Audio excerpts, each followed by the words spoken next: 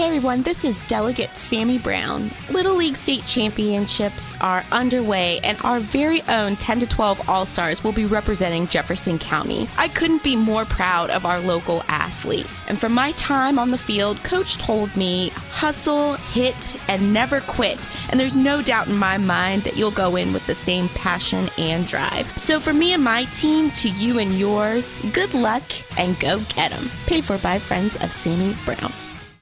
Hi, this is Delegate Paul Espinosa. In 1954, the first president of Little League Baseball wrote the Little League Pledge that I and my fellow participants have recited for 65 years. I trust in God, I love my country, and will respect its laws. I will play fair and strive to win, but win or lose, I will always do my best. As a Youth League umpire, I'd say those words are still right down the middle of the plate. I wish all of our Jefferson County Little Leaguers the best of luck in their pursuit of a state championship. Paid for by Espinosa for Delegate, Mary C. Espinosa, Treasurer. Of Talk Radio WRNR, Martinsburg.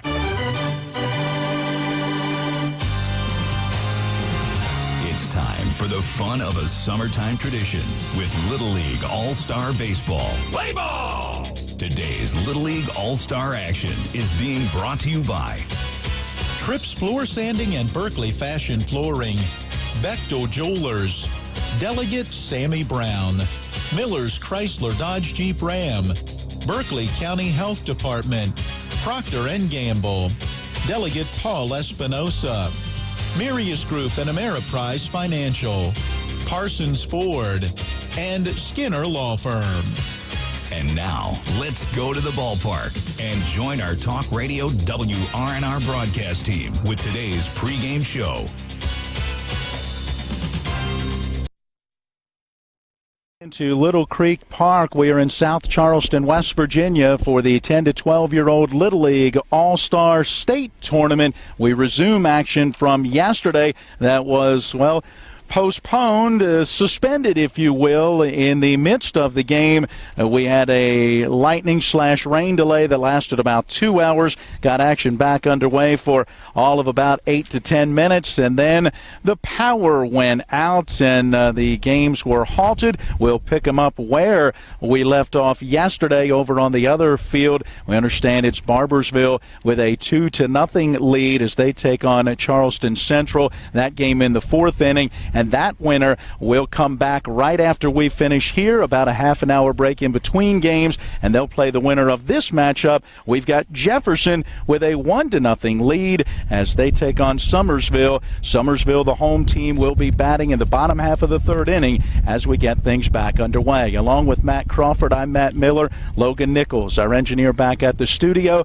What a wild day yesterday. Let's see how these young players are able to adjust on the fly, if you will. Hopefully a good night of sleep, and now ready to go back at it today under much nicer conditions. Yeah, and we've already had to dig into the rule book, hearing from Coach Kinsler for Jefferson, having to again go deep into the rule book in here and figure out all the pitching rules. And what we heard last night was that because the game was a continuation of a game that started the day before, Tanner Lukens, because he hadn't thrown 40 pitches yet in that game, could come out and still play. Apparently, due to a secondary rule, because Tanner Lukens had pitched the day prior, you cannot pitch 3 consecutive days no matter what the pitch count. So instead of Tanner Lukens coming back out on the mound, it will be Tanner Lukens going to right field, and it'll be Ryan Kelly on the mound. That also means some movement around the infield. Jackson Earl are going to be at shortstop, while at second base, where Earl was, is going to be number 18, Cole Smith. Cole Smith was originally at third base. That is now where Xander Granados is. So some movement around the field. I think we've got all that down. Just don't quiz me on it. One thing we do know is that Jefferson scored a run in the first inning yesterday. It was a one-out double for Sam Hefner. Then with 2 outs in the inning, Connor Smith delivered an RBI double, a deep ball into that gap in right center field. Cole Smith followed with an infield single, but a strikeout brought the inning to a close. Jefferson left runners at the corners, but had that 1-0 lead. In the bottom of the first inning, it was 3 up, 3 down, for Summersville in the top half of the second. Same was true for Jefferson as they went 3 up and 3 down. Bottom of the second, again a nice job by Tanner Lukens to set down the side in order in Jefferson's top half of the third. They would threaten but would not score as they would end up with a one-out base on balls. A fielder's choice ground ball brought the second out. Then came a single up the middle, and then that's when the lightning strike came and we had the game halted. When it resumed, it was a single for Connor Smith and a walk for Cole Smith. That loaded the base. But a strikeout brought the inning to a close. That got us to the bottom of the third inning, still 1-0 Jefferson. And it was a line out to the second baseman for Ira Milot. And that has Cooper Lanham now at the plate. And back in with our play-by-play. Hey, we're resuming just where we were yesterday.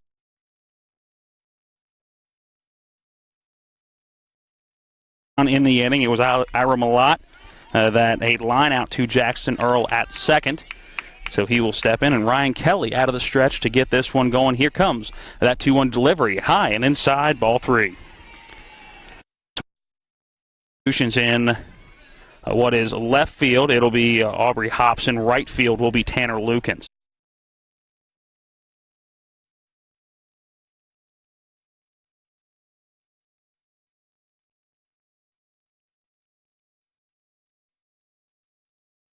Of a count 24 hours after the game got started. That 3-2 pitch, a swing and a miss, and strike 3. Yes. Yeah, there goes Lanham back to the dugout. Not familiar to him again, a 2-1 count that he was stepping in, so that'll be out number 2 in the inning. The first strikeout of the day for Ryan Kelly.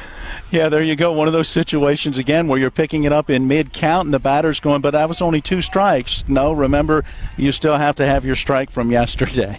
And that brings up Luke Kelly. The first pitch to Kelly, a strike at the knees. Strike 1. Tanner Lukens, by the way, goes 2 in the third innings, no runs and no hits. He struck out 2, did not walk a batter. Outstanding effort in the early part of this one yesterday. That 0-1 and off speed on the outside corner. A swing and a miss by Kelly. Now behind on the count 0-2, and Ryan Kelly pounding the zone early. Or I guess midway through, depending on which way you want to look at it. Kelly now waits that 0-2 pitch. Here it comes from Ryan Kelly. It's a chopper. Back to Ryan Kelly at the mound. He'll step and throw. Connor Smith brings it into first, and that will retire the side. So we see 2 retired today in the bottom half of inning number 3. 3 total going back to yesterday. We'll go to the top of the 4th. When we come back, it's Jefferson 1, Summersville 0. Hi, this is Eric from Hagerstown Ford. I keep telling you that Hagerstown Ford has completely changed the car buying experience forever. And with a return policy easier than Walmart, Hagerstown Ford has a goal to deliver 350 cars and trucks per month. And when I say deliver, I mean deliver to you, where you are, just like Amazon does.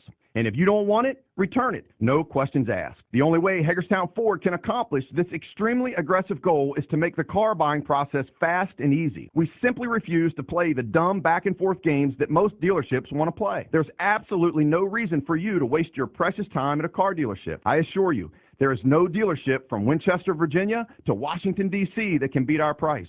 There's no dealership that will allow you to return your new car if you don't want it. Hagerstown Ford absolutely has the best price, and we'll bring the car to you. And if you don't want it, return it, period. No questions asked. There's no reason to buy anywhere else. Visit HagerstownFord.com to schedule your VIP experience and get your new ride delivered to you. Contact dealer for details.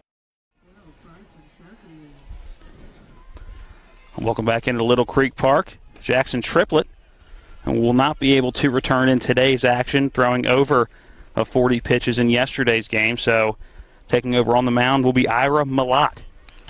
Milot was playing third base in yesterday's game. Looks like taking over at third is Braden Brown. And again, as plays are made, we'll try to update the field as a whole. But again, it'll be Ira Milot on the mound. And it'll be Braden Brown at third base. And we understand Mylott was one of the young guys that they were hoping to have on the hill yesterday, but because of a discrepancy in their record keeping and those of the official scorekeeper up in the press box, exactly when he came out in his prior appearance lifted him above the 35-pitch limit, which many couldn't pitch yesterday, so now he's available today. He'll be Jackson Earl getting it started for Jefferson in the top of the fourth, a swing and a miss, a 4-strike one. For Jackson Triplett, he went 3 innings, giving up 1 run on 4 hits, striking out 6, walking 2, finishing with 66 pitches. That 0-1 coming in low to Jackson Earl, ball 1.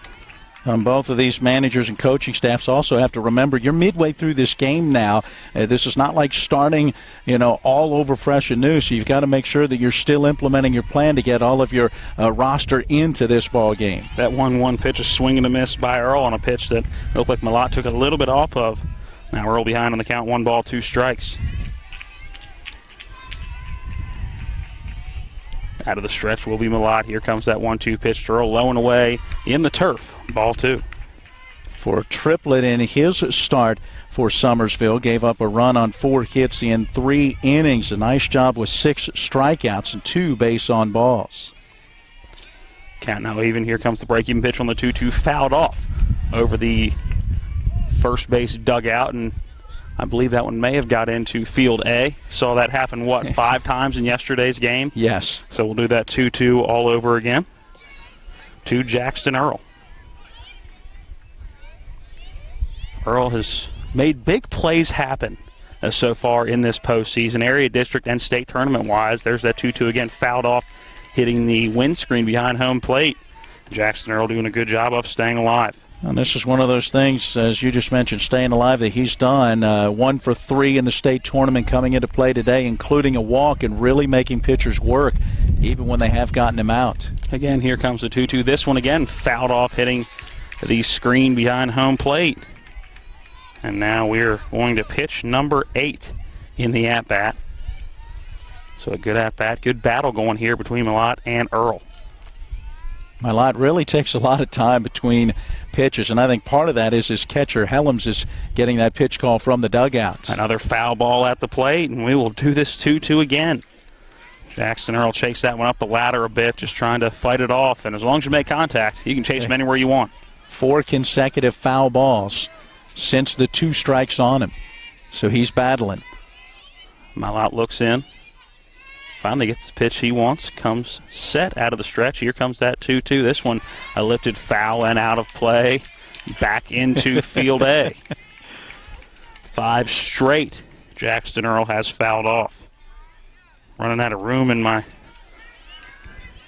my score sheet to keep foul balls. This will be the 10th pitch of the at-bat now, correct? That's what I have. Here comes the 2-2, a breaking ball that stayed up, ball 3. So a 3-2 count with 5 foul balls thrown in there. And yeah, this is going to be pitch number 11. And either way, a phenomenal at bat no matter how this one finishes. Wind picking up here, coming towards home plate. Here comes that 3-2 low inside. Catches the corner, strike 3 looking. Oh, boy, that's a tough strike 3 call.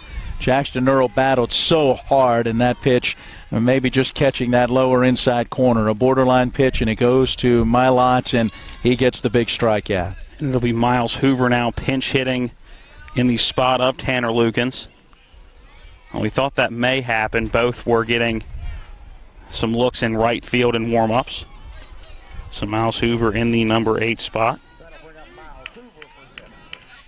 So Hoover going to be the second pinch hitter of the game, technically so far. The first of today, Xander Granados was a pinch hitter in the 3rd inning last night. So here comes Miles Hoover, who takes strike 1 on the outside corner. Hoover 1 for 2 in that big hit. The triple and 3 runs batted in this state tournament opener against Charleston Central. Mylott again taking his time, looking in, now coming set. Hoover stands in. Here comes that 0-1 pitch. A swing and a miss, strike 2. Now that pitch, not a whole lot different than the one that he got Earl looking at, working down and in to the right-hand batter. So no balls, 2 strikes to Miles Hoover. Here comes that 0-2 pitch. Strike 3, looking back-to-back strikeouts for Ira Mylott. Well, nice job. He has come in throwing strikes. Worked hard to get that strike out of Earl. Able to get Hoover on 3 pitches. And now he'll go to work on, it looks like, another pinch hitter. Yeah, it looks like this one's going to be Aubrey Hobson coming in. He was already in the field to start action up again today.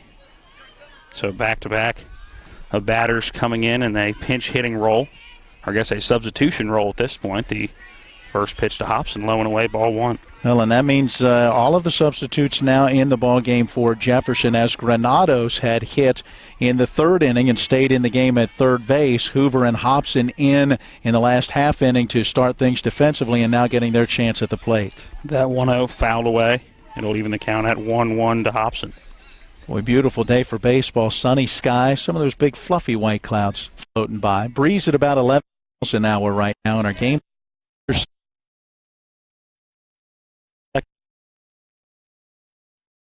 So I could try to impress you. I figured you could probably guess around the temp.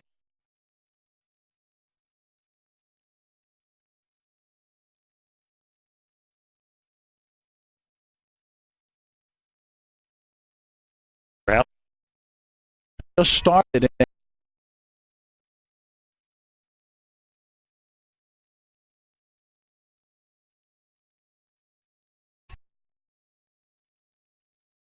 We'll go. And comes that to a swing. Count even. 2 balls, 2 strikes. Aubrey. Number 4. Jefferson lead. Another nice pitch from my line. Just a little bit off of it. The break. He pitched the 2 this. Smack second base. It's going to get past small. Just 2 probably would have been a close play regardless, but stumbling a little bit coming around that bag at first. Either way, a 2-out single and a runner aboard for Jefferson. Hobson now 2 hits in 5 at-bats in this state tournament, picking up the offense and maybe trying to get a little 2-out rally started.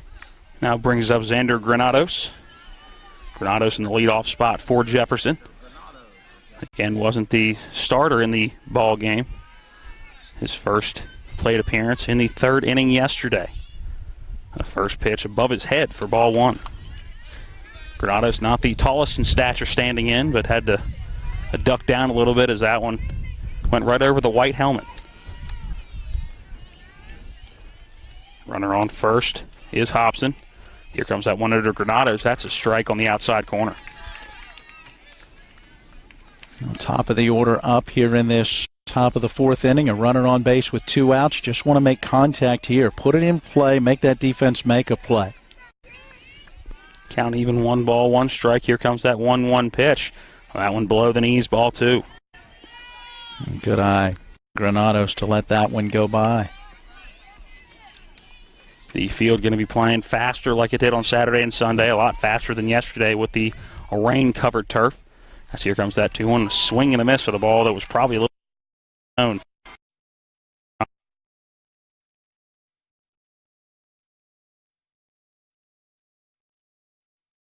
Cuts. Got to focus as he steps back in. Anything close, though, you got to try to put in play. 2-2 the count. Here comes that 2-2 pitch. And called strike 3 on the outside corner. First base. 2 outs, which means there's going to have to be a throw down to first. So that one going to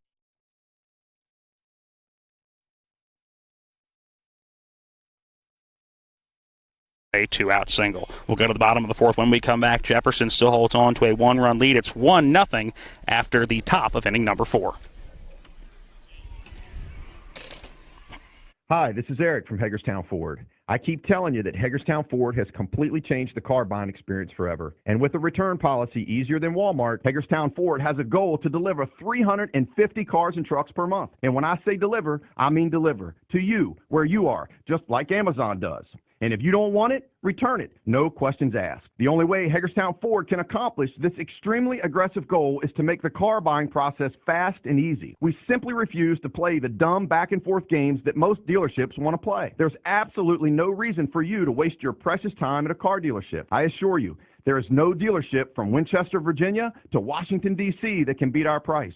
There's no dealership that will allow you to return your new car if you don't want it. Hagerstown Ford absolutely has the best price, and we'll bring the car to you. And if you don't want it, return it, period. No questions asked. There's no reason to buy anywhere else. Visit HagerstownFord.com to schedule your VIP experience and get your new ride delivered to you. Contact dealer for details.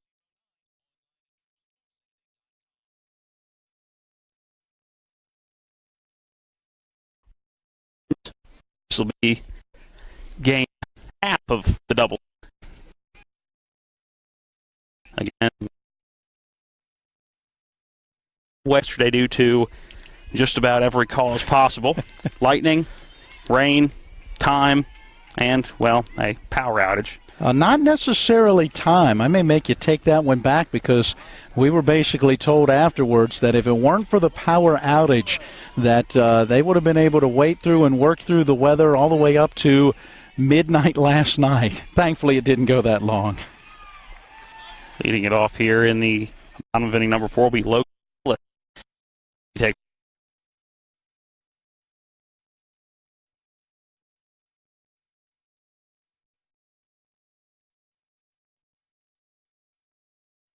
coming in for Tanner Lukens. That 1-0 pitch, a breaking ball by Ryan Kelly in for strike 1. Yeah, nice pitch on that outside edge. Starts right along that middle portion of the plate and then breaks across that outside corner, so it breaks away from that right-hand batter. He was going to think that it missed outside. 1-1 pitch from Kelly up top. Again, we saw that in the bottom of the third, going right over top the helmet of the batter. So it'll be 2 balls, 1 strike as Nicholas didn't have to duck much.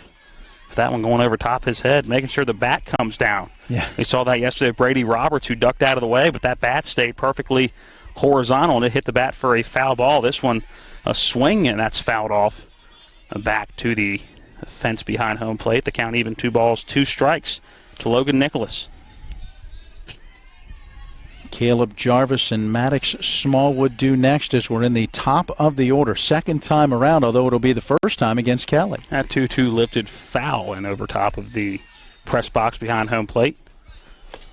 It'll be pitch number 6 of this at-bat upcoming. Kelly working much quicker than his counterpart, Malott.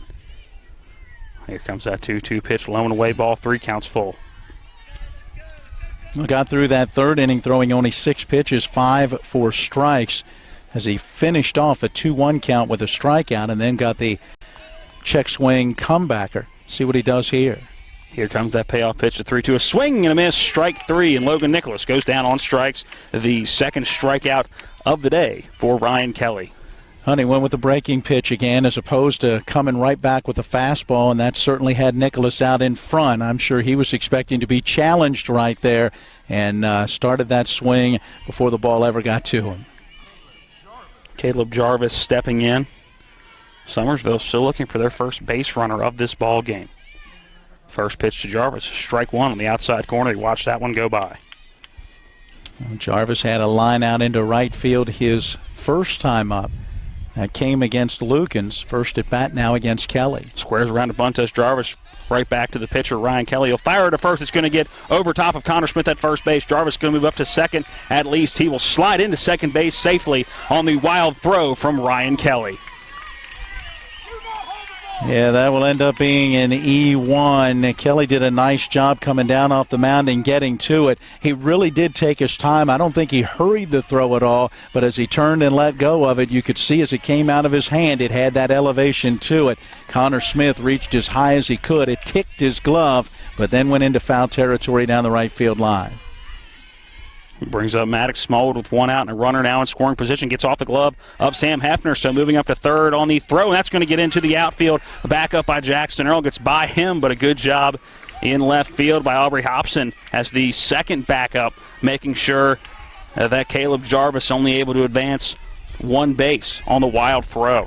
Boy, if Hefner could have gotten that one right on the mark there at third base, they had a chance to get the runner in that situation as he got to it quickly, bouncing off that backstop that's not real deep. The count 1 automatic Smallwood. He sends that one the other way, and it's going to be just foul. About 30 feet behind first base. That would have dropped in easily for a single and tied this ball game up at 1. But again, just foul by a few inches. Count even 1-1 now to Maddox Smallwood. Matt, one of those Little League situations, right? You get a one-out bunt laid down. You force the defense to make a play. You end up with an error. Then you get a pass ball into a wild pitch. Next thing you know, that runner is at third base. That 1-1 to Smallwood, a called strike 2 on the outside corner.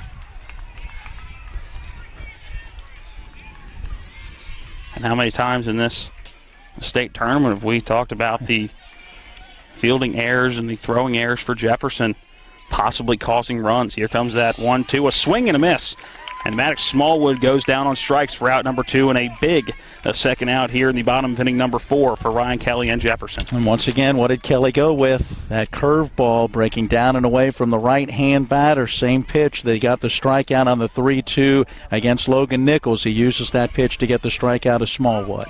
Lucas Milam now steps in, the number 4 batter in the order. Hoping to find some outfield grass and score. Caleb Jarvis from third base. Here's the first pitch in, a swing and a miss. Milam behind on the count, no balls, 1 strike. And that's a nice pitch. He started him with a fastball, but right in on his hands, jammed him in that right-hand box. Jarvis stands on third base. Here comes that one. It's lifted into deep left field, going back onto this Hobson. He will make the catch. A 4-out number 3, and Summersville will strand a runner at third base with 1 out in the inning. We'll go to the top of the 5th. When we come back, Jefferson is still holding on to that 1-0 lead. Top of the 5th. When we come back, this is Little League All-Star Baseball on Talk Radio, WRNR, and TV 10.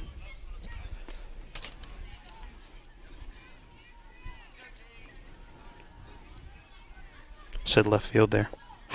Hi, this is Eric from Hagerstown Ford. I keep telling you that Hagerstown Ford has completely changed the car buying experience forever. And with a return policy easier than Walmart, Hagerstown Ford has a goal to deliver 350 cars and trucks per month. And when I say deliver, I mean deliver to you, where you are, just like Amazon does. And if you don't want it, return it. No questions asked. The only way Hagerstown Ford can accomplish this extremely aggressive goal is to make the car buying process fast and easy. We simply refuse to play the dumb back and forth games that most dealerships want to play. There's absolutely no reason for you to waste your precious time at a car dealership. I assure you, there is no dealership from Winchester, Virginia to Washington, D.C. that can beat our price. There's no dealership that will allow you to return your new car if you don't want it. Hagerstown Ford absolutely has the best price, and we'll bring the car to you. And if you don't want it, return it, period. No questions asked. There's no reason to buy anywhere else. Visit HagerstownFord.com to schedule your VIP experience and get your new ride delivered to you. Contact dealer for details.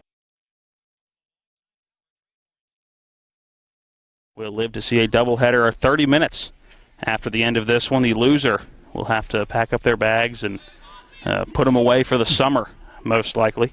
It was 1 run in the top of the 1st for Jefferson. And since then, zeros across the scoreboard, and including multiple nights. From my angle, I can't quite see the inning, whether it's a 5 or a 6, but the field over on Game A that had a Barbersville 2-0 lead over Charleston Central going in still sits at 2-0. We understood they were in the 4th inning as they resumed that game, so they are right now either in the 5th or possibly even into the 6th inning. It looks like that one will end before ours. Well, speaking of resuming play, we're back underway here in the top of the 5th and back in with your play-by-play. Matt Miller. Sam Hefner out of the number 2 spot in the order for Jefferson in the right-hand batter's box and takes the first pitch for a called strike on the outside corner. Ira Milat back out there for his 2nd inning. Came in relief of Jackson Triplett, who yesterday worked 3 solid innings before the lights went out and could not resume today. So Milat out there throws one in the dirt that bounces through to the backstop. 1 ball, 1 strike. I say in the dirt. If you haven't caught it before, if you see any of the video here, it's a turf field all the way around except for the pitcher's mound. So that one actually bouncing in the carpet and then through to the backstop. Well, swinging away at the 1-1. The ball's lifted in the air down the right field line. A diving attempt by the right fielder. Could not get to it. It is a fair ball only by a couple of feet. Hefner motoring around second will add to third, and he'll be there standing with a triple. Great effort in right field by Luke Kelly, diving for that one right on the line. It's actually Caleb Mullins. I was noticing a number change as he was making that dive. I had to look it up, so that was Mullins with the great attempt.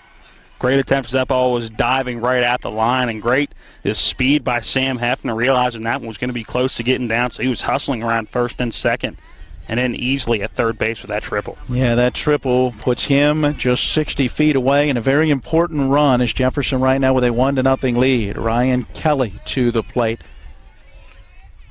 Kelly's first at bat against Milot, and it's a breaking pitch that misses outside for ball one.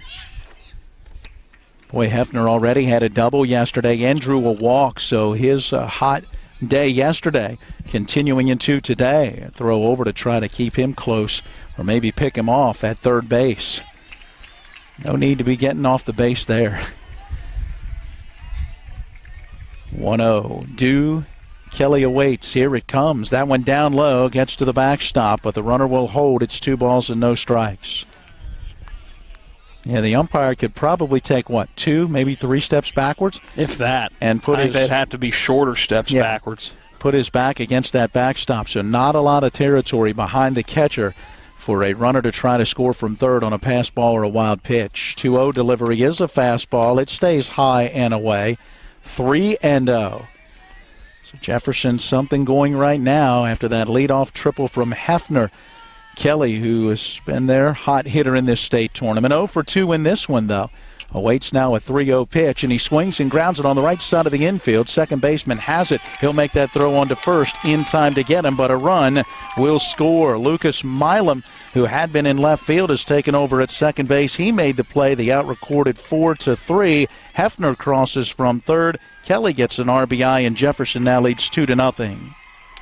That's a job where Ryan Kelly did what he needed to.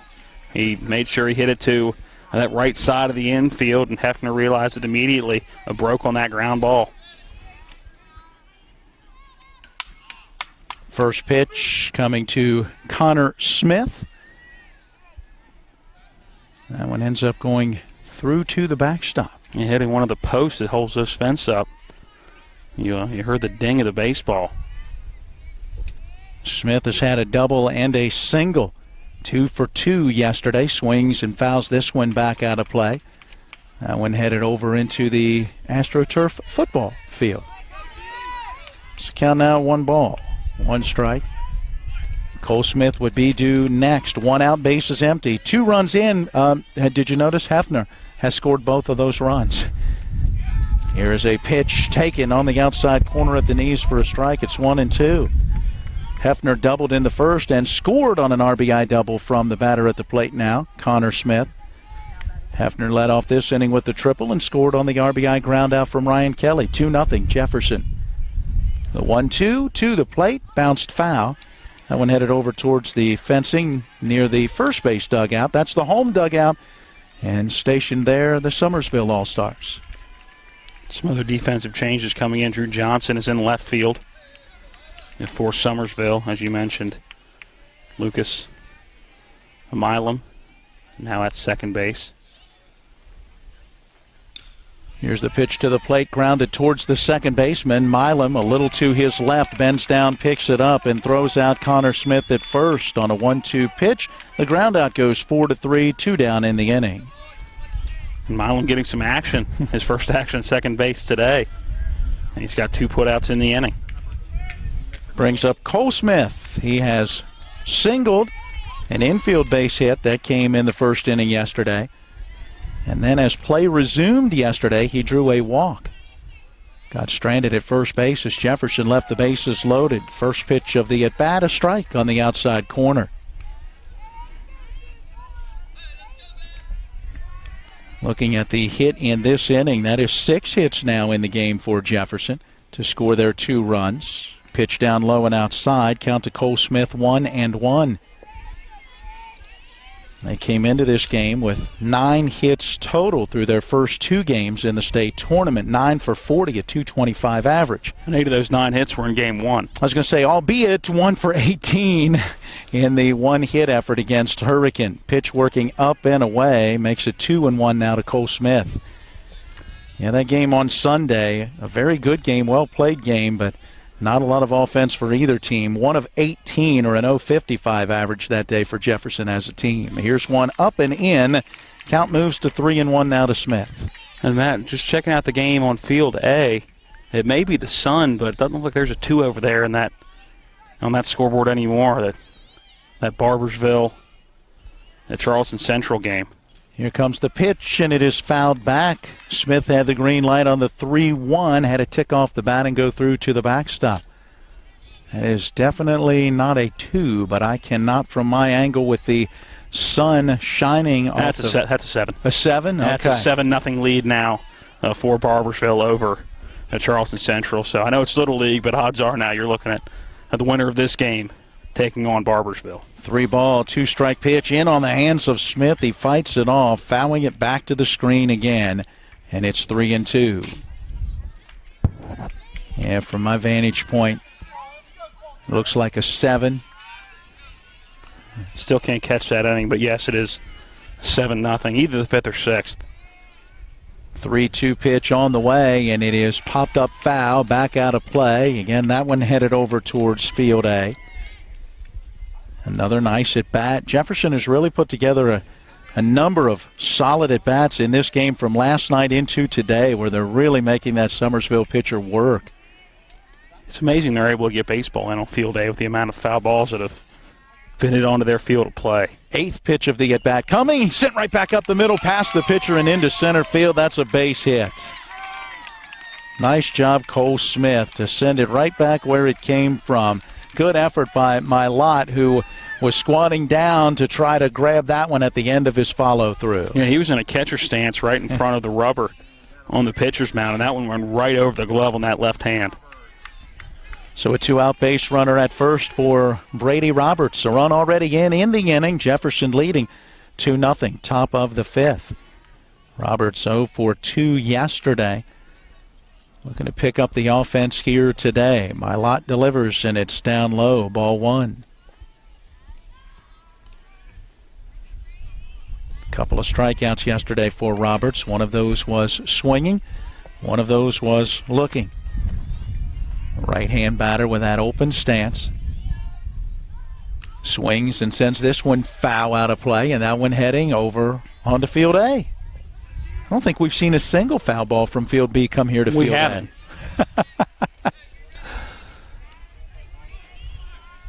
1 ball, 1 strike now the counts. Roberts ready. Mylott really takes his time between pitches. Sets himself and comes with a high fastball, cut on and missed. Now 1-2. Yeah, Brady Roberts chased that one above the letters. You were talking about it earlier. If you can get one near the zone, Little League players will chase. Cole Smith at first. Roberts at the plate. 2 outs and a 1-2 pitch due. Mylott ready. Here it comes. Grounded sharply towards the first baseman. He's up with it and will take it to the bag himself. Caleb Jarvis able to scoop that one up, run over and touch first base before Roberts could get there. The ground out, 3 unassisted. It will bring the inning to a close, but a leadoff triple from Sam Hefner and an RBI ground out from Ryan Kelly allowed Jefferson to add to the lead. We go to the bottom of the 5th with the score: Jefferson 2, Summersville nothing. Does that say 48 pitches? Yes, it does. Yep. Car and truck accidents can lead to surgery, physical therapy, missed work, piles of medical bills, and even permanent disability. I'm Andrew Skinner, and if you've been hurt in a car or truck accident, give Skinner Law Firm a call or a text for a free consultation. The best time to deal with hiring a lawyer is before you give a statement to an insurance company. Waiting can just make it harder to get compensation. Let us help you. Skinner Law Firm, where we treat you like family. If you hang the WVU Medicine sign, certainly has helped take us to another level. Evolving what we try to do as physicians and as a health system and organization is the mission of WVU Medicine, and it's an exciting mission to be a part of. With the knowledge and the years of practice that they've put into this institution, they know a lot. They can help you, and they've helped me a lot. Having people treated locally enhances their overall care. 5 for Summersville. The 5, 6, and 7 hitters do. They'll face Ryan Kelly, who has thrown 21 pitches so far today. 16 of those have gone for strikes. He has been responsible for retiring 5 batters, 1 2/3 innings. Got 2 batters in that 3rd inning, and Retired 3 in that 4th inning, only an error with 1 out, allowed a base runner, and he did a nice job pitching around that as that base runner was stranded at third base. The first pitch to Colton Helms, the catcher, up and in for ball 1. You think this time through we'll start to see some pinch hitters for Summersville? I think we are right now. I've got to stand corrected. I think that might be Drew Johnson. That's a single digit on the back of that jersey, and the next pitch has missed. I've got a 2-ball, no strike count. That has got to be Drew Johnson, and it is. So Johnson swings through this one, and it's 2 balls and 1 strike. So not sure who the catcher may be from our vantage point in the outfield. Hard to tell when there's a change behind the plate. Here's a swing and a bouncing ball towards the second baseman. Cole Smith in on it, has it, and a little underhand toss while moving towards first base in plenty of time to get Johnson. And no reason to have to stop and set your feet. You're rolling that way anyway. That's probably only about a 12-foot toss. Underhand gets the job done. And it was not Drew Johnson behind the plate because he was in left field the last inning. This should be Braden Brown. Braden Brown, who has been in the game defensively at third base since we restarted today, now gets his first opportunity, and he is down in the counts. No balls and 1 strike. So Kelly fell behind Johnson before battling back to get the ground out. He gets ahead of this batter, although the 0-1 pitch, low and outside, 1 ball, 1 strike. Brown, a right-hand batter. Ira Milot would be due next, so you do expect him to swing the bat. Next pitch on that outside edge, taken for a called strike, and it's 1-2. And Braden Brown looking not real eager to swing the bat, almost bailed out immediately after that ball hit the catcher's mitt. And the pitch to the plate, a little up and in. He swings and fouls it to the backstop, holding it a ball and 2 strikes. And if you're Ryan Kelly, you got to try to paint the outside corner here. That front foot of Braden Brown steps out as soon as that pitch comes in. Lucky to get a piece of that one because it was an inside pitch. And the 1-2 delivery and a swing and a miss. He got him. Didn't really work that outside edge, but did get the swinging strikeout. Yeah, it looked like he may have taken a little bit off that one, changing speeds. Good job by Ryan Kelly. Have that now strikeout number 4 for him on the day. He has retired the first 2 in this bottom half of the 5th inning, and now Ira Milot to the plate. 0 for 1 with a line out to the second baseman. Stands in and takes down low. Ball 1. Milot started this game at third. Has been pitching here today. Has done well. Has given up a run on 3 hits, 3 strikeouts, and no walks. He stands in, swings, lifts one in the air, foul down the right field line, and that one out of play. And that one back on the other field. Yep, ends up on field A. 1 ball, 1 strike now is Milot in the right-hand box, ready to go. So too is Kelly. Here's that delivery down low and outside. Backhand stab off that turf by Hefner, and it's 2-1. And it didn't look like Kelly was overly comfortable on that pitch. Kind of fell off the front of the mound. Here's a pitch for a strike. Good location there. Down around the knees, and it's 2-2. A pitch away from getting out of this inning and sending us to the 6th and final inning of regulation. Drops down a little sidearm and catches the inside corner with that 2-2 pitch, and that is a called strike 3. Yeah, great pitch. Dropped down about sidearm. It wasn't even 3/4 arm. That was a completely sidearm, and it caught the heart of the plate. But for Ira Milot, he thought that one was coming well inside. And we've seen that from Kelly throughout this postseason where he has changed that arm angle, and it has certainly been effective for him. He gets a couple of strikeouts here as he sets down the side in order. He has retired the last 5 batters he has faced. We're going to the 6th and final inning of regulation when we come back with Jefferson leading Summersville 2-0. Car and truck accidents can lead to surgery, physical therapy, missed work, piles of medical bills, and even permanent disability. I'm Andrew Skinner, and if you've been hurt in a car or truck accident, give Skinner Law Firm a call or a text for a free consultation. The best time to deal with hiring a lawyer is before you give a statement to an insurance company.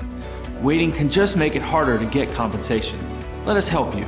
Skinner Law Firm, where we treat you like family. If you hang the WVU Medicine sign, certainly has helped take us to another level. Evolving what we try to do as physicians and as a health system and organization is the mission of WVU Medicine, and it's an exciting mission to be a part of. With the knowledge and the years of practice that they've put into this institution, they know a lot. They can help you, and they've helped me a lot. Having people treated locally enhances their overall care. Moving to the top half of inning number 6. Jefferson looking for some additional runs right now with the lead at 2-0. Summersville will have one final at bat left in the bottom of the 6th inning with the 8, 9, and 1 hitters to try to get something going. Right now, the job of Ira Milot and the defense not let this lead expand. Jackson Earl out of the number 7 spot in the order getting it started. Lays down a bunt, pushes it up the first base line. The pitcher over near the line, quickly fields, throws to first, and in time to get him. Bang, bang, play. Nice try by Jackson Earl to bunt his way aboard, but a nice defensive play by Milot. Yeah, great play by Milot, and Jackson Earl put that in a very good location to beat that one out. Unfortunately, just a great infield play by Summersville. So one down, base is empty.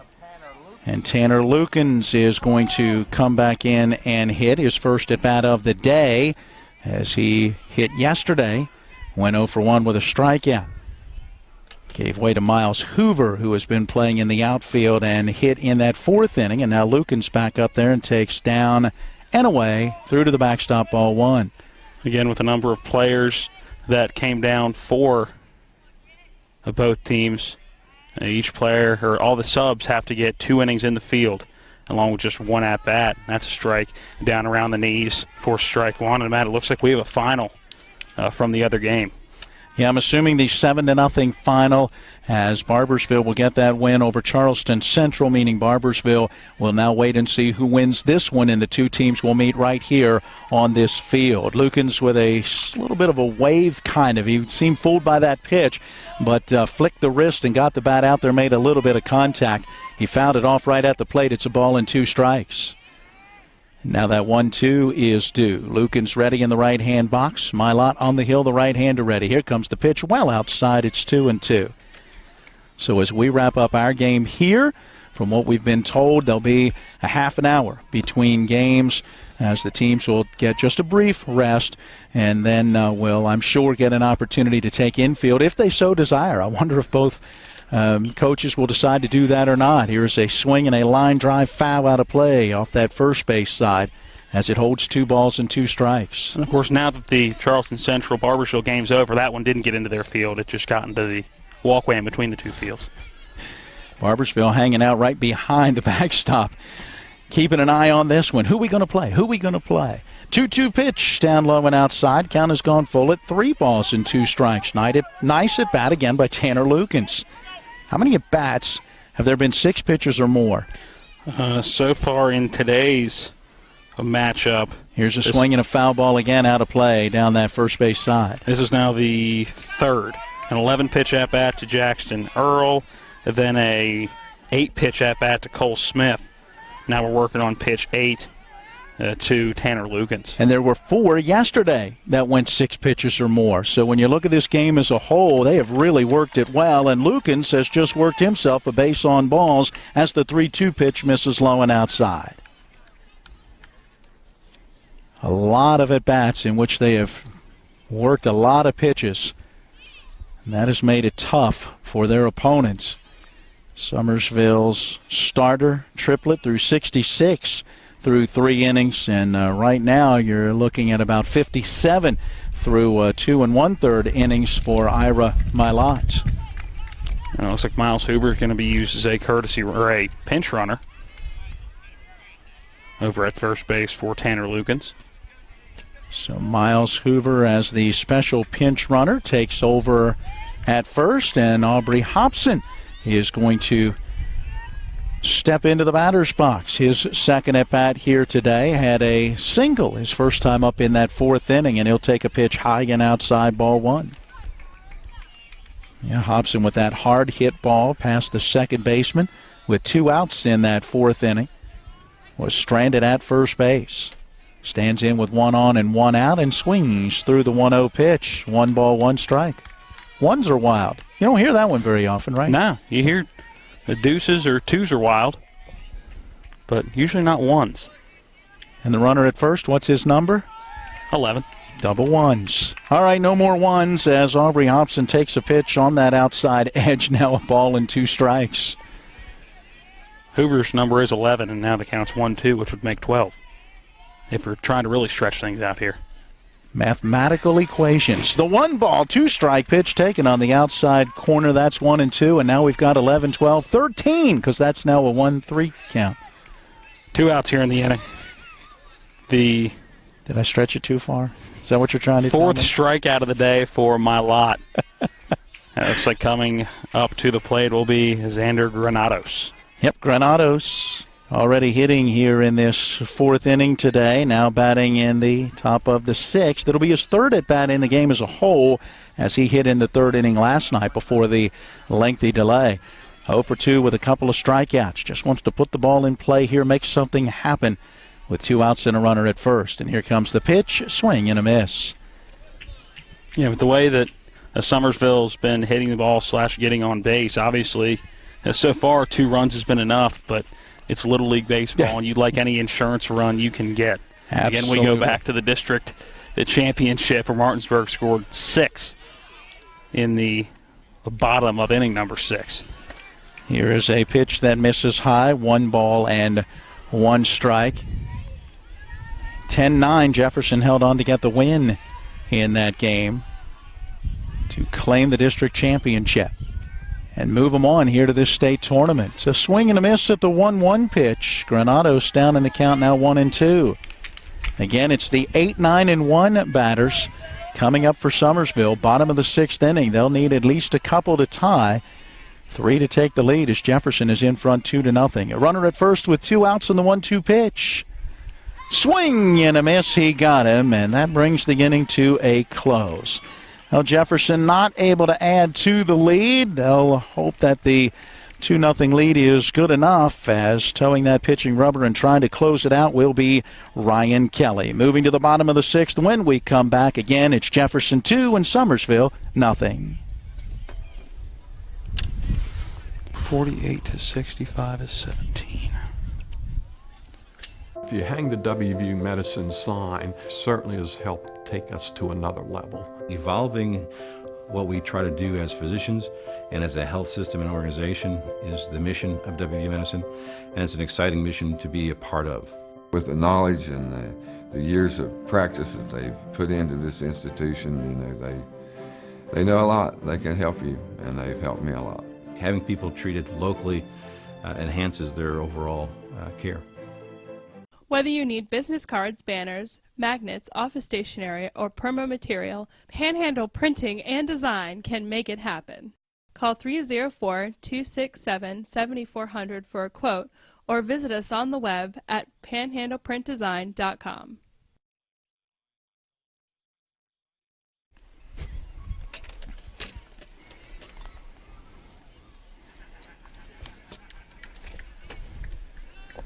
A last chance for Summersville, down 2-0. Ryan Kelly has pitched very well here today. He's not given up a hit, has given up just 1 base runner, an error in the 4th inning, and the error was on Kelly as he fielded a bunt, turned, and ended up throwing a little high to first. The base runner ended up at second, and on a wild pitch went to third, but Kelly doing a nice job to pitch out of it, did not give up a run, and now he'll try to close it down with, looks like, would have been Cooper Lanham to lead it off, and he takes strike 1, and it is Lanham at the plate. Center fielder bats from the right side. He's 0 for 1 with a strikeout, and he'll swing through this one. Count 0-2, and he is the first batter that Ryan Kelly saw. Lanham was the one at the plate last night with the count 2-1 when the lights went out. In Georgia? Now here in West Virginia. I don't know if the lights were on in Georgia or not. Swing and a miss at the 0-2 pitch. Lanham down on strikes. Just like that, 1 down and 6 Ks now for Kelly. He has pitched well. Some defensive swaps / substitutions.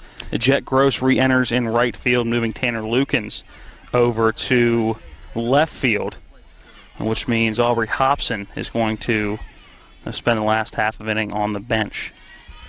First pitch to the batter down low and away, ball one.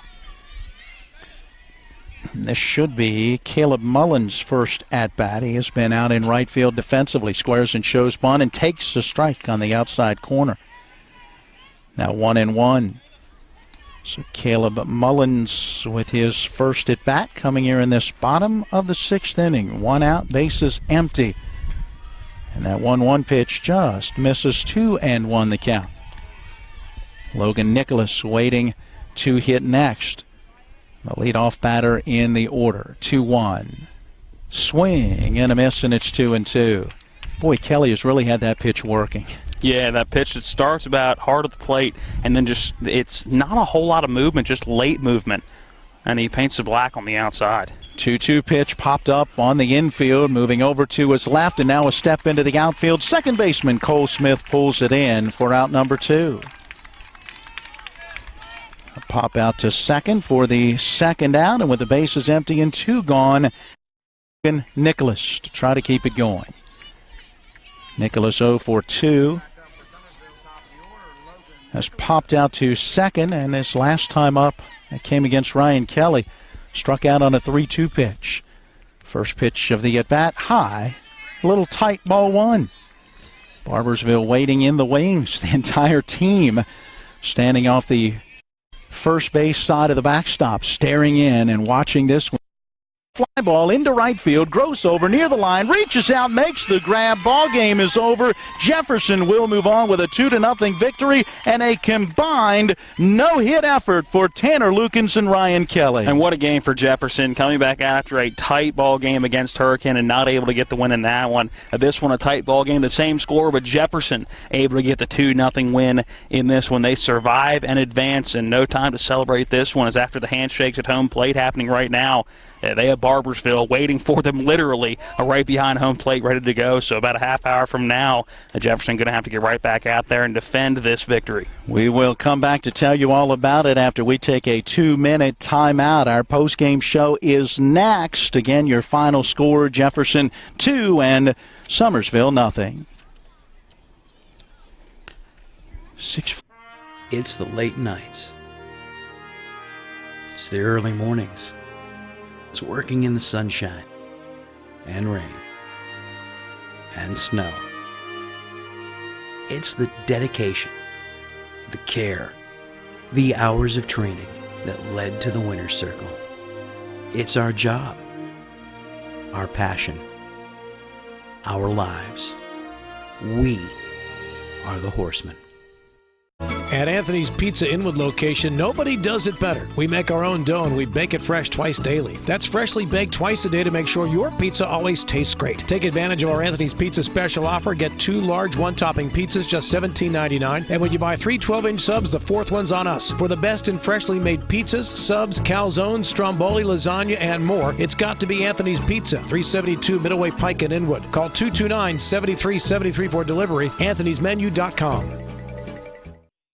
Hi, this is Eric from Hagerstown Ford. I keep telling you that Hagerstown Ford has completely changed the car buying experience forever. And with a return policy easier than Walmart, Hagerstown Ford has a goal to deliver 350 cars and trucks per month. And when I say deliver, I mean deliver to you, where you are, just like Amazon does.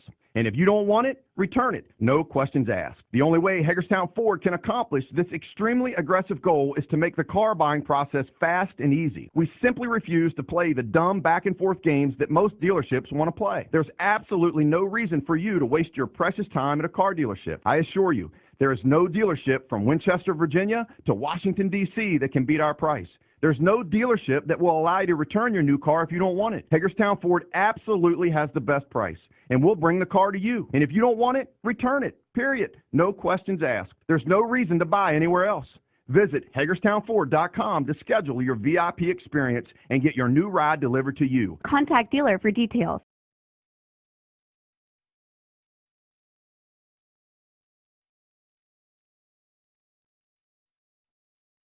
Virginia, it's the 10-year-old West Virginia State Little League All-Star Tournament. We are headed into the postgame after a Jefferson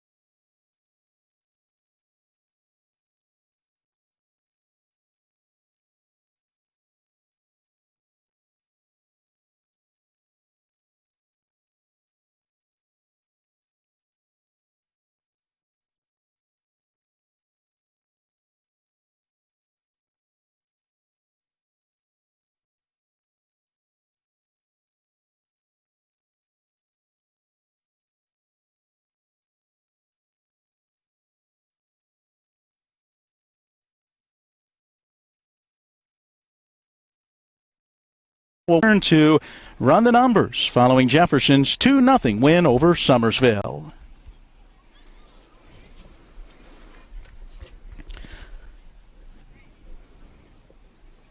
He went 3.20060.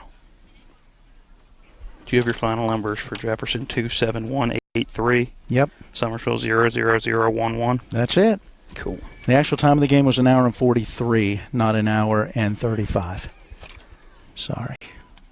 I finally tallied it up. 143.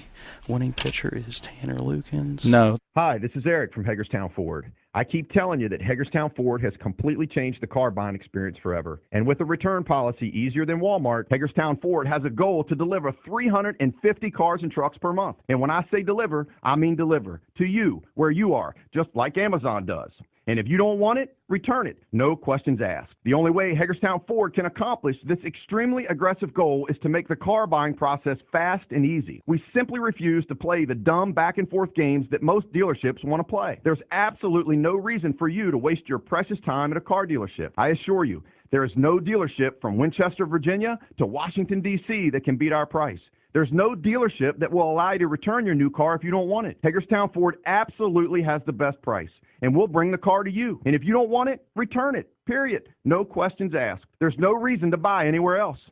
Visit HagerstownFord.com to schedule your VIP experience and get your new ride delivered to you. Contact dealer for details. If you hang the WVU Medicine sign, certainly has helped take us to another level. He literally saved my life. It's just mind-boggling to me that he was able to do what he did. We're able to affect much more of a difference for our patients with these resources. Having people treated locally enhances their overall care. They treat you great, and they're down to earth in the West Virginia way that all West Virginians treat each other. When you're hurting, we're here.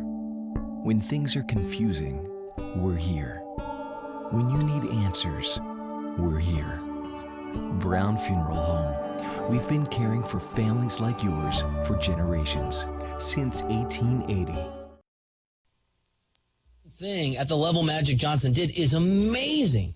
It doesn't mean he's going to master everything else, right? There are very few Childish Gambinos out there who are acting and who are rapping and who are writing television shows and who are creating art. It's okay not to be great at everything. You just shouldn't be empowered in the things you're terrible at. Jeannie Buss, don't let Magic around your team in the capacity of having influence, of being able to in any way have an impact on what goes on with your organization. Plus, as we just discussed, the margin's too thin. Yeah, the Lakers are the best or second best team in the NBA. LeBron did that. Good job. Way to collude and get Anthony Davis. Cool. But it's not a runaway sure thing surety that the Los Angeles Lakers are going to win an NBA championship. Look, they might have a better team in their building. Every player matters. Every opportunity matters. And at the risk of repeating myself too often and being a broken record, I am overwhelmingly glad Kawhi Leonard's not a Laker. Think would have broken the NBA. But if you're a Lakers fan, it's a big, big missed opportunity. And if Magic cost you, and I think he did, you got to reconsider letting your deserved love and respect for him color your judgment and what he should be about in your organization. That's all that I'm saying. 855-212-4CBS is the phone number. 855-212-4CBS is the phone number. Sports Writer, Sports R-E-I-T-E-R, my last name, if you want to hit me up on Twitter and on Instagram, which I did not tweet out or I did not post on today. Bill Ryder, CBS. Although I've got a 20-year-old cat, and I took him to the TV studio today, and he just slept. He just fell asleep. I was worried, actually, halfway through the show on CBS Sports HQ, I was a little worried that maybe Ernie the cat, as Ryan Hickey just made a cut his throat sign that, again, the people can't see, Ryan. The people cannot see it, because this is radio. I don't know what the sound would be, though. I know what the sound would be, just don't make it. We don't need that sound on the air. I was going to put that on the Insta. On the gram, and I just forgot to do it. But don't worry, Ernie the cat is still alive. I'm pretty sure he's immortal. I'm 80% sure Ernie the cat is immortal. Baker Mayfield is certainly one of the cockiest players in football, and what history tells us about whether or not that's a good thing or a bad thing when it comes to a quarterback. That's next here on CBS Sports Radio.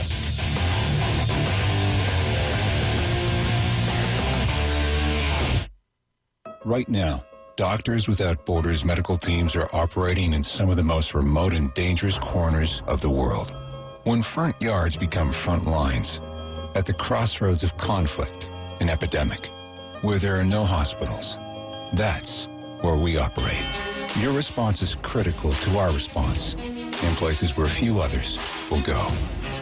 That's where we operate. Learn more at doctorswithoutborders.org. At CarMax, when we say we buy all the cars, we mean it. Over the last 20 years, we've purchased millions of cars from coast to coast. In the last year alone, we've bought a mountain of Mercurys, an armada of Nissans, a ton of Titans, an ocean of Pacificas, and a sea of Siennas. Not to mention a few Hellcats and a couple of Tornadoes. So no matter what you're selling, CarMax is buying. And we'll buy your car even if you don't buy ours. CarMax. We buy all the cars. Since 1877, Farmers and Mechanics Insurance Companies have proudly supported our local community. Farmers and Mechanics has the insurance products to meet your needs, including home, auto, farm, dwelling fire, business owners, and umbrella coverage. Please contact your local independent agency for a review of your insurance needs and ask for a policy from the company that knows you best. Farmers and Mechanics Insurance Companies, just off Edwin Miller Boulevard on Administrative Drive in Martinsburg. FMIWV.com. It's that blissful time of year yet again. A time for uncontainable elation everywhere you look. And I'm not just talking about summertime. I mean time for the Honda Summer Spectacular event, where well-qualified buyers can get 1.9% APR on select 2019 Honda Accord models. Named America's Best Midsize Sedan by Car and Driver. Hurry into your local Honda dealer. Miller Honda, south of Winchester, home of the lifetime powertrain warranty. www.mymillerhonda.com. See dealer for financing details. Excludes hybrid models. Car and Driver, January 2019. Listen, and you'll hear how an innovative solution can make a significant change for children living in poverty. For this is the story of a stove. Not your everyday stove, but a simple, energy-saving stove made and used in Uganda. When Child Fund worked with local youth to make and sell these stoves, well, things really heated up. Because these stoves require less wood than an open fire, help maintain forests, and lessen drought. And these stoves produce less smoke and reduce pollution, which makes for a healthier environment. And these stoves are constructed and sold by local youth, generating jobs, income, and a brighter future. And this is only one of many innovative solutions that Child Fund has used to help children in need worldwide. To learn more, visit childfund.org. That's childfund.org. Child Fund. Innovative solutions, one child at a time. Hi, I'm Janelle Hale, founder and CEO of the National Breast Cancer Foundation. Early detection saved my life. It could save yours too. I was only 34 years old and the mother of 3 when I was diagnosed with breast cancer. I was forced to make a decision about my health with few options. After my treatment, I made a commitment to provide help and inspire hope to those affected by breast cancer through early detection, education, and support services. I was fortunate to have resources and support through my journey, but so many facing breast cancer have to overcome the burdens of cost and fear alone. No one should face breast cancer alone. Today, NBCF has provided over 1 million early detection and patient navigation services so that women in need have access to these potentially life-saving resources. To learn what every woman needs to know about breast cancer, visit nbcf.org. Hi, I'm Brett Michaels for the American Diabetes Association. Diabetes is a constant battle. Testing, treating, fighting to live a normal life. I know. I've had diabetes since I was 6 years old. A lot of people don't think it's deadly, but diabetes kills more Americans each year than breast cancer and AIDS combined. It's been called a silent epidemic, and without your help, it will keep getting worse. Please join me in the movement to stop diabetes. Share your passion and your story. Get involved in local events like the Tour de Cure or the Step Out Walk. Learn how you can better manage this disease or reduce your odds of developing it. And give what you can to help us spread the word and fund programs like the Diabetes Camps for Kids and research to find a cure. Join the movement at StopDiabetes.com. Help us fight a deadly disease that shortens and burdens the lives of millions of Americans. Together, we can stop diabetes. Talk Radio, WRNR, Martinsburg, FM 106.5, AM 740, Comcast Cable Channel 10, and TalkRadioWRNR.com. Now your local update. 2 more Berkeley County men have been arrested in connection with an undercover chat operation. 44-year-old Elmer Kearns of Paw Paw and 25-year-old Philip Butts of Hedgesville are now facing felony charges in connection with the solicitation of a minor. On Friday, 26-year-old William Green was also hit with felony charges, including solicitation of a minor and possession with the intent to deliver marijuana in connection with the same sting operation. On Monday, new trial dates were scheduled in a case involving a Martinsburg man and woman accused of robbing a female bar patron in May of 2018. 27-year-old Alvin Gilbert and 29-year-old Mary Cook of Martinsburg now have a new trial date set for October 16th. Cook is out on bail. Gilbert remains in the Eastern Regional Jail.